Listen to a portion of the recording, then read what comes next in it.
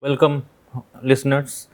Here again, we will start our discussion on the third part of deformational features or rock deformation that deals with mainly brittle structure as in the series of lecture on fundamentals of geology. So, again, like we have discussed on the fundamental idea of rock deformation, followed by the formation and the most conspicuously occurring structure, your fold, that are grouped into ductile structure. Next, there are also features like we have discussed fractures, or we have simply mentioned fracture joints, faults, which are referred to as your brittle structures in the earth. So now, if I before again going deep into the discussion of joints and faults, first I'd like to remind you about that when we discussed about the idea of plate tectonics, we have seen that how if I refer to the continental lithosphere, how thick continental lithosphere could be, and also through the idea of geothermal gradient that we discussed in the case of metamorphic rocks. So, if I now combine these ideas of your thick continental lithosphere, you have for example, you have a very uniform geothermal gradient.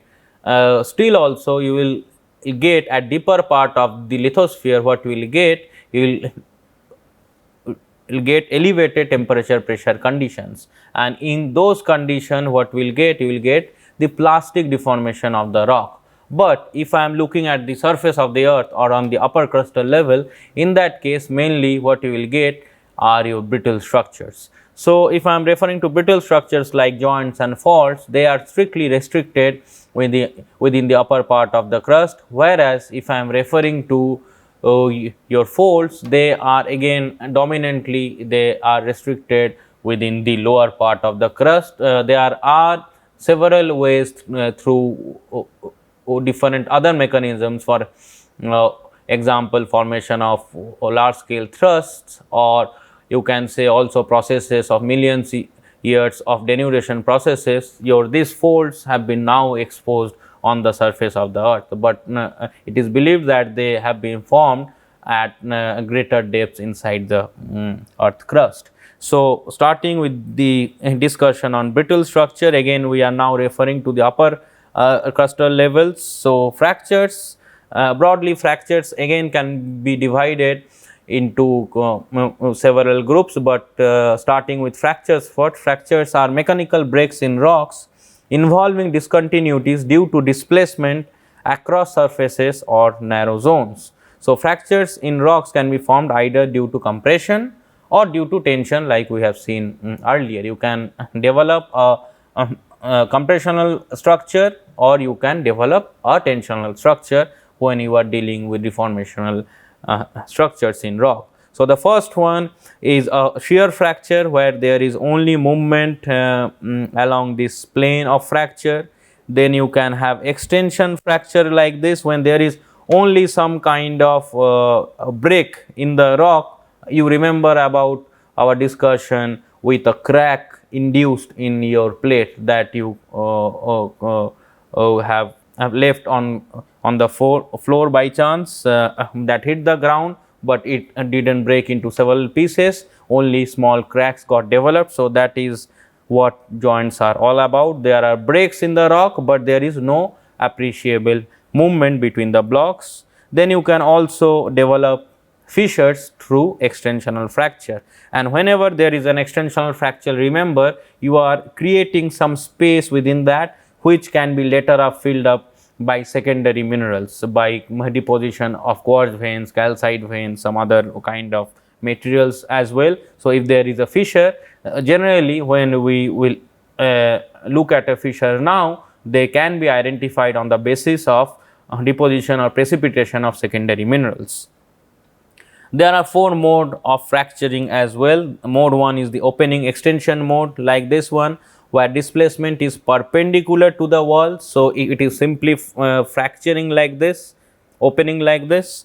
Then you have sliding mode, that represents slip or shear perpendicular to the edge, and also there is another kind of shearing that can be grouped under tearing, involves slip parallel to the edge of the crack. So, you can either move like this, or you can either move like this. So there are two kinds of shear fracture you can think about. One is grouped as sliding, another one is grouped as tearing.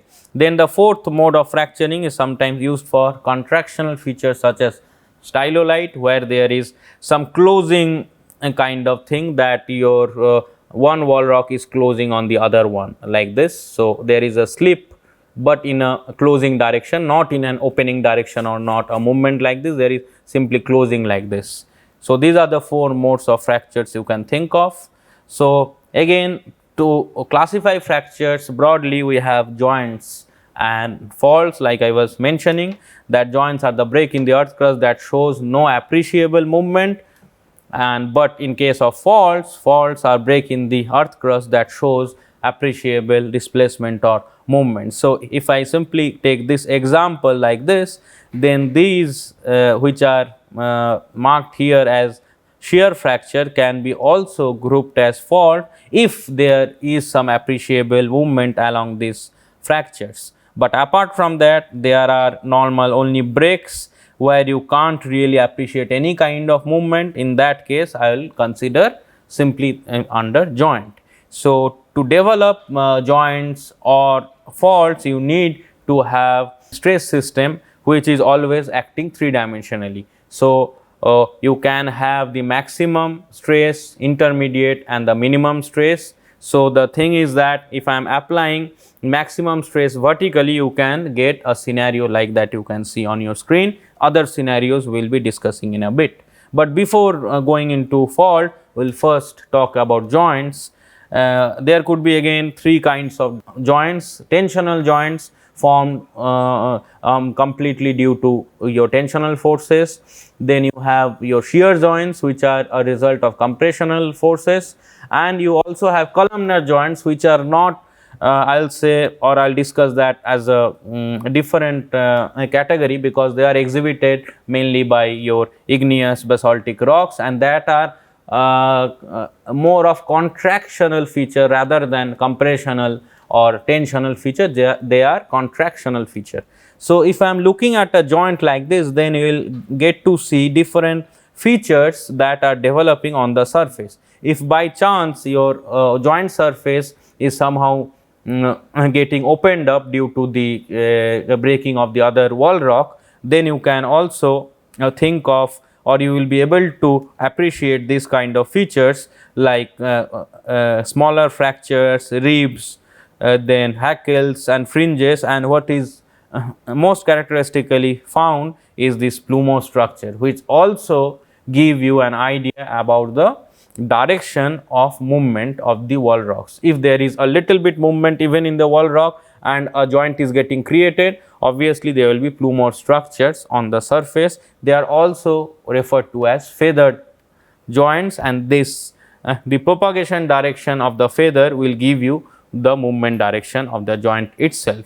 So based on the broad classification, first I'll take the shear joint. So shear joints are strictly compressional joints or formed by compressional forces. So if you have a set of compression like this, you are initiating some fractures which are obviously joints here. You can also have another set of fracture which can develop, or another set of joint which can develop at an acute angle with respect to the first one. So now if I take the acute angle bisector of the two joints that are placed here, you can simply make out the direction of the maximum compression, that refers to sigma max or simply sigma 1, and sigma 3 refers to sigma minimum or sigma or the minimum compressive stress. So that is sigma 3. Sigma 2 represents the intermediate one. So you have sigma 1, sigma 2 and sigma 3. So the acute angle bisector of these two joints will give you the direction of sigma 1. Then you also have tensional joints, where you will get joints, and these are again, this could be result of compression, but in compression in one direction, tension in other direction. So I will take the example of again deck of cards. So if I have a deck of cards and if I apply some force to it from the top and bottom, what will happen? It will try to expand a little bit in the horizontal direction like this. If I apply some vertical force on the deck of cart like this, then it will simply give you some zones of, you can say, vacant zones or voids within the cart. So that's how your tensional joints develop. So obviously there is compression from one side, but it is also getting extended, or tensional stress is getting applied to it on the other side. So once you apply the compression here, there will be automatically tension on the other end. So then I'll consider again this one as your sigma 1, that is the maximum compression, and again you have a sigma 3, that is the minimum compression. Here it is tension. So that's why they are also termed as tensional joints.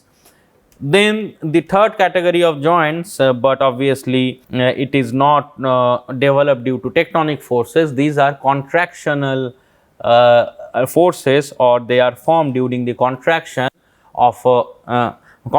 during the solidification of a basaltic magma. So if some basaltic magma is getting solidified, and obviously after the expulsion of the volatiles, like we discussed about this in volcanic activity as well, due to the expulsion of the volatiles from it, what will happen, that the rock will try to contract from all the direction. So if it is so, then the individual columns of rock that should have been formed would be circular in nature. But the thing is that if it would have formed circular columns, in that case what will happen, there will be voids in between the circular columns. So your mother nature doesn't like to actually leave these columns with so many or several voids in it. So what is happening is actually though the contraction is happening from all the side uniformly when the basaltic lava is solidifying, in that case what is happening, you are getting the most, you can say, close approximation without having any void in the columns. You can have approximation where you will get hexagonal columns in your basaltic rock. So these hexagons will now that has formed due to the contraction from all the side. So that is a near approximation of a circular column or cylindrical column. Rather, in nature, to get rid of these voids, you are getting these hexagonal columns which are attached side by side, and there is no void within the column. So they will look naturally like this, columnar joints. There can be also large pillars of columnar joints like this. So you so these are again not, you can say, tectonic features or formed due to tectonic forces, be it compression or tension. That is the different category of shear joints and tensional joints. Rather, these are strictly contractional features formed out of your contraction during the solidification of a basaltic magma. Now coming to faults, if again we talk about fault, we will start with that these are again fractures that will show appreciable movement along the fracture plane. So again, to have an idea about or the different classes of faults, we need to again understand about the orientation of a fault, like we discussed about the strike and dip and a plunge of your axial plane and fold axis respectively when we discussed about fold. Similarly, in case of a fault, also fault planes will have some strike and also a dip and dip direction always. So there has to be a strike, there has to be a dip and dip direction for fault planes as well. So now if I am looking at a fault plane like this, then I can think of that this is the discontinuity between the two blocks of rock here. So the dip direction of a, so if these are the two blocks and there is a fault like this within this, then the dip direction of the fault will always give you the direction of the hanging wall, and the opposite side away from the dip direction of the fault will give you the foot wall. These words are nothing but these words were preliminary proposed by miners actually, that whether whenever they found a discontinuity, a dipping discontinuity, they categorize the blocks above it as the hanging wall, where you can't stand on the block, that is simply hanging above the discontinuity, and where you are standing, which is below the discontinuity in a manner, and where you can stand, that was referred to as the footwall. So based on that, this initial nomenclature of fault blocks were done by underground miners.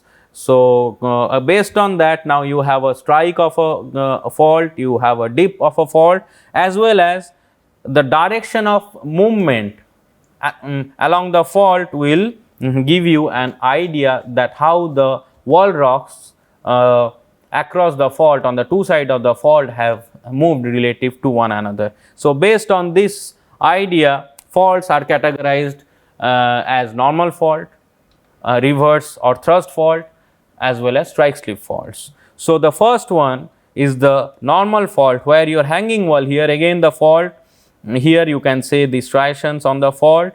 So the dip direction is in this side, right side, with respect to this particular figure. So you will consider this block as your hanging wall, and I'll also write it or mark it over here. So this one will be your hanging wall, and this one will be your footwall. So your hanging wall is moving down relative to the footwall. Other way you can also say that the footwall is moving up relative to the hanging walls. So in that case, it will be categorized as your normal fault. For reverse or thrust fault, it will be just the reverse. Again, this is the hanging wall and this is your footwall. So your hanging wall has moved up relative to the footwall, or you can also say that the footwall has moved down relative to the hanging wall. So likewise, you can categorize this under reverse fault or thrust fault. There is also a difference between thrust and reverse. We will come to that. Then you have also strike slip movements, where no block is moving up or down, the blocks are moving parallel to one another. In that case, they will be grouped under strike slip fault based on the movement direction. If it is moving right laterally, means you are standing on one block, the other block is moving right with respect to you. In that case, it is your dextral fault. If you are standing on some block and the other block is moving left to you, in that case, it will be sinistral fault. So they are also known as right lateral displacement of your strike slip fault, and sinistral means left lateral displacement of the strike slip fault. Now coming one by one to normal fault. Normal faults are again to start with, where your hanging wall is going down and your footwall is going up relative to one another. Always remember, you don't know the absolute movement in which way which one is going, but it is generally it is referred as the relative movement between the footwall and the hanging wall. Then in this blocks, you can think about your, if for example I am referring to these faults that are present here, then I can simply think that these faults, the hanging wall is getting kind of rolled over along these faults. This one is a fault, these are your faults. So your hanging wall is getting rolled over and the fault itself is getting exposed like this. So these are your fault scarps, and the hanging wall that is getting rolled over due to the curved nature of the fault, which are also termed as listric fault. If it is a straight one, obviously it is a planar fault. If it is a curved one, it is a listric one. So here you have this listric normal faults, where your individual blocks, individual hanging wall, because with respect to the first one, this is footwall, this is hanging wall. Again with respect to this fault, this becomes footwall, this becomes hanging wall. Again with respect to this fault, this becomes footwall, this becomes hanging wall. So every time with respect to the footwall, your hanging wall is moving or kind of rotating a bit, exposing the fault curve that is exposed here like this on each of these faults, and the resultant structure will be a rollover structure. Similarly, if so that is the case when your fault are all dipping in the same direction, but if there are faults which are dipping with respect to one another, each fault is dipping in your opposite direction. In that case, you can generate, what happens is, these are your faults. So you have this footwall sitting right over here. With respect to the footwall, your hanging wall will move down like this. Again, each of the hanging wall between the two footwalls will move down, resulting into the formation of a structure that is termed as horst and graben structure. So these are also very characteristic feature when we are referring to normal faults. Talking about reverse and thrust fault, the simplest way to define the difference between reverse and thrust fault is nothing but the change in dip of the fault plane. So in case of reverse and thrust fault, in both the cases your hanging wall has moved up with respect to the downgoing foot wall.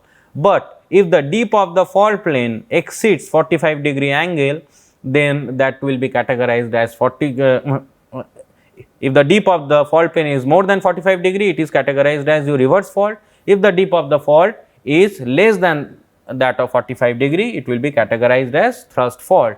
But it is not always a very, you can say, strict definition. The other way to define or to distinguish between thrust and reverse fault is by the application of the idea of throw and heave. So if I look at this diagram again, the first diagram, you can see there, if this is the dip of the fault, dip direction of the fault, then you can have a dip slip component in the dip direction, how much the two blocks have moved relative to one another. So that will be your dip slip component. Based on that, I can say this is the horizontal component of the dip slip. So this much will be your dip slip, this will be the horizontal component, this one will be your vertical component. Likewise, I can also think about this diagram, that this is the dip slip or the dip separation. When there are beds in there, they will be termed no longer as slip, the term of separation will come, and the horizontal component will be treated as heave and the vertical component will be treated as throw. So here I can say, with respect to this one, I can say that if this is the dip slip, then you will also have a throw component, that is the vertical component, and this is the horizontal component, that is heave.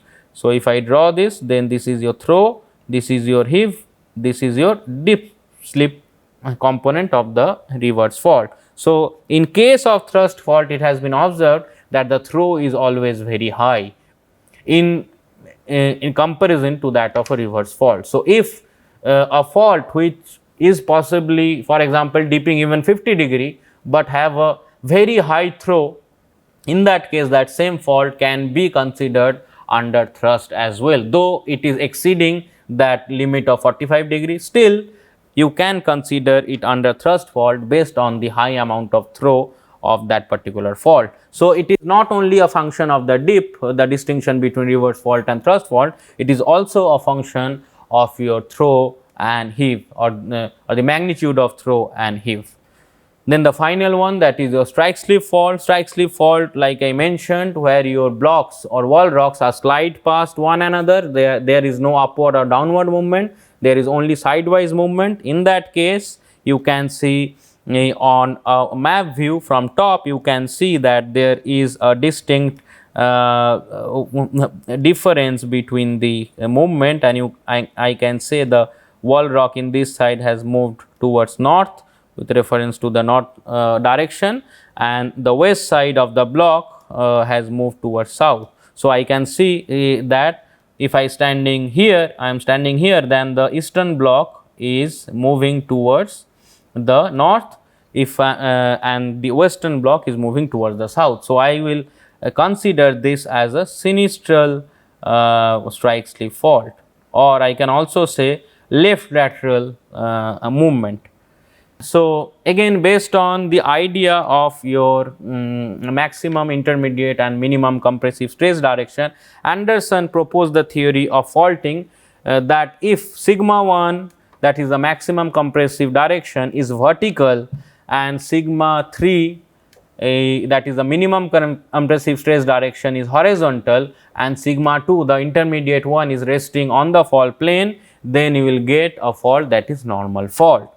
Similarly, if sigma 1 is horizontal, because that you need to push the hanging wall up the way across the foot wall. So again, if I start with the first one, if I want to down throw the hanging wall, so what I need a larger amount of stress from the top, so and the lowest amount of stress from the horizontal side, because that will so that it will not restrict the movement of the wall rock. So, if I apply sigma 1 here, this will get displaced resulting into a normal fault. Now, if I change the direction of the sigma 1 and I am applying sigma 1 from the side, and I have applied sigma 3 from the top such that it does not resist the movement of the hanging wall towards the top. So, what will happen? I am applying sigma 1. So, your hanging wall will move up with respect to the foot wall. So, likewise you can have an idea that how Anderson proposed this idea,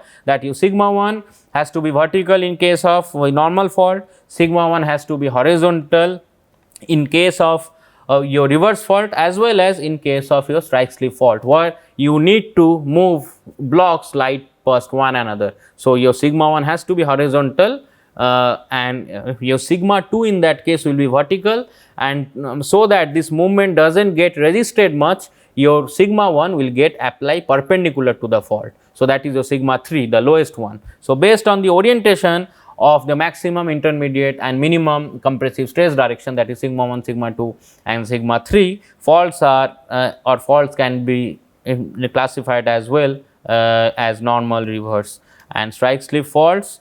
Now, before ending the discussion on fault, I will simply ask you a question. In case of large scale tectonic setting, like we have discussed earlier in plate tectonics about subduction zones, mid oceanic ridges, and there are also transform faults in between. I will be also referring to transform fault a little bit here. So, where you would expect to develop more number of normal faults? Obviously, we will go for the rift zones, we will go for the mid oceanic ridges, where you will get normal faults along the rift zones. Similarly, if I go to the convergent margins, why it is convergent? Because the compressive stresses are extremely strong there, because two plates are converging on one another. There, where you will what you will get? Obviously, you will get reverse fault or thrust fault, where your sigma 1 is acting horizontally like this. So, there is convergence, there has to be reverse fault and your thrust fault. Where there is a divergence like that of your mid oceanic ridges or rift zones, you will get normal fault. But apart from that, there are also transform faults that are present across the mid oceanic ridges, and the presence of transform faults are mainly to regulate the differential movement of the mid oceanic ridges, means movement or spreading of the mid oceanic ridges, because whenever new ocean floor basalt is getting created at a mid oceanic ridge, it is not uniform throughout the ridge. There are differences. The movements will be greater near the equator, the movements will be less towards the polar regions. So, to accommodate this differential movement, you need transform faults in between, which will be either dextral or sinistral strike slip faults in nature. So, if I also refer this into large tectonic framework, you can say that convergent plate boundaries are the best sites to observe thrust faults or reverse fault, divergent plate boundaries are the best sites to observe normal faults, and transform plate boundaries are the best places to look for your strike slip, be dextral or sinistral slip fault. So, like I was referring to transform fault here, you can see here the transform fault that is present. So, there I can say this is a transform fault that separates these two mid oceanic ridges. So, you can also have a schematic diagram. You have this rift valley. Across the transform fault, the rift valley is getting shifted from one side to another side, and these rift valleys are the side of your magma eruption. Now, the last conception that needs to be induced here, though at the fundamental level, is the relation between faults and shear zones. So, like I was mentioning, that at the upper crustal level, whatever brittle structures you will get, you might get fault. At lower crustal level, you will get force. But simply imagine that a fault that is extending from the upper crustal level to deep inside the earth to the lower crustal level as well, it is going continuously. Whether the geometry of the fault will remain same? No, the answer is obviously no. Why? Because the you can say the rheological properties, rheology means that how a rock will behave under stress. So, that is the rheology of that rock. So, the rheological property will change, and it has to change because of the changes in the pressure temperature conditions deep within the earth. So what will happen? A fault might get modified into shear zone. So shear zones are, you can say, the ductile equivalent of your brittle faults. So likewise, you can have a shear zone or a ductile shear zone that is simply an extension of a brittle fault that you can see on the upper crustal level. So based on this diagram as well, I can say that faults will occur where your frictional regime or brittle structures are dominant. As you increase the ductility, you will start getting plastic shear zones or brittle plastic shear zones sometimes in the intermediate level. And if I also increase the plasticity, then also at zero kind of plasticity or in the frictional regime you will get fault. In the plastic regime you will get strictly a ductile shear zone. And this is again a simple diagram that reflects my discussion, that as we move from the top part of the earth surface to the lower part of the earth surface, you can see brittle fault rock with cataclysite, pseudotracheolites. As we go down, what happens, you will start getting myelonites or sometimes even striped gneisses. So like I mentioned earlier, myelonites are foliated and usually lineated as well. So these are strictly the rocks that will characteristic feature of any shear zone. So here I'll end my discussion on your faults and the different types of faults and its relation to shear zone. Again, just to mention, for an advanced learning of this particular subject, structural geology, whatever we have discussed under rock deformation, ductile structures and brittle structure fall in the broad spectrum of study under structural geology. So if you are really interested to go at the advanced level study of the subject as a whole, to have a very precise explanation and discussion on the different structure as well, you should refer to a different NPTEL course that is already available by Professor Shantanu Mishra of IIT Kanpur. So I'll end my discussion on rock deformation, ductile structure and brittle structures here. Thank you.